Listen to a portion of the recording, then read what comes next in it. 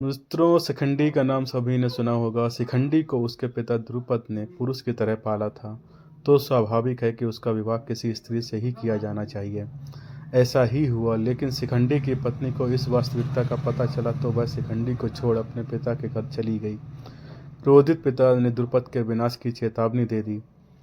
सत्यवती और शांतनु पुत्र विचित्रवीर्य के युवा होने पर भीष्म ने बलपूर्वक काशी राज की 3 पुत्रियों अंबालिका और अंबिका का हरण कर लिया और वे उसका विवाह विचित्रवीर्य से करना चाहते थे, क्योंकि भीष्म पितामह चाहते थे कि किसी भी तरह अपने पिता शांतनु का कुल आगे बढ़ा सकें। लेकिन बाद में बड़ी राजकुमारी अम्बा को छोड़ दिया गया, क्योंकि वह शाल्वराज को चाहती थी। अन्य दोनों का विवाह विचित्रवीर्य के साथ कर दिया गया। अम्बा जब साल्वराज के पास गईं तो साल्वराज से उसे ठुकरा दिया गया। तब वह अपने पिता के यहाँ गईं तो पिता ने भी उन्हें शरण नहीं दी। तब थक हार कर अम्बा ने भीष्म के सामने विवाह का निवेदन रखा, लेकिन उन्होंने तो आजीवन ब्रह्मचारी रहने का व्रत लिया हुआ था। अंततः अम्बा ने परशुराम से न्याय की गुहार की।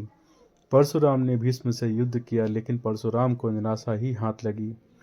तब निराश अम्बा ने शिव की आराधना ली और यह वरदान मांगा कि इच्छा मृत्यु का वह वर पाए, भीष्म की मृत्यु का कारण वह बने। शिव ने कहा कि यह अगले जन्म में ही संभव हो सकेगा। अम्बा तब मृत्यु को वर्ण कर लेती है। यह अम्बा ही शिखंडी के रूप में जन्म लेती है। इसी शिखंडी को भीष्म के सामने खड़ा कर दिया जाता है। भीष्म द्वारा बड़े पैमाने पर पांडवों की सेना को मार देने से घबराए पांडव पक्ष में भय फैल जाता है। तब श्री कृष्ण के कहने पर पांडव भीष्म के सामने हाथ जोड़कर उनसे उनकी मृत्यु का उपाय पूछते हैं। भीष्म कुछ देर सोचने पर उपाय बता देते हैं। इसके बाद भीष्म पांचाल तथा मत्स्य सेना का भयंकर संहार कर देते हैं। फिर पांडव पक्ष युद्ध क्षेत्र में भीष्म के सामने शिखंडी को युद्ध करने के लिए लगा देते हैं। युद्ध क्षेत्र में शिखंडी को सामने डटा देखकर भीष्म अपने अस्त्र त्याग देते हैं, क्योंकि भीष्म की प्रतिज्ञा थी कि वे किसी स्त्री से युद्ध नहीं लड़ेंगे। भीष्म ने कृष्ण पर युद्ध धर्म के विरुद्ध आचरण करने का आरोप लगाते हुए एक स्त्री पर वार करने से मना कर अपना धनुष नीचे रख दिया। कृष्ण ने भीष्म को उत्तर दिया कि आपने हमेशा ही अपने द्वारा निर्धारित मानदंडों पर निर्णय लिया है और धर्म की अवहेलना की है। आज भी उन्हीं मानदंडों पर वे शिखंडी को स्त्री बता रहे हैं, जिसका पालन उसके पिता ने पुरुष की तरह किया और उसके पास यही छिका दिया हुआ पुरुष लिंग भी है।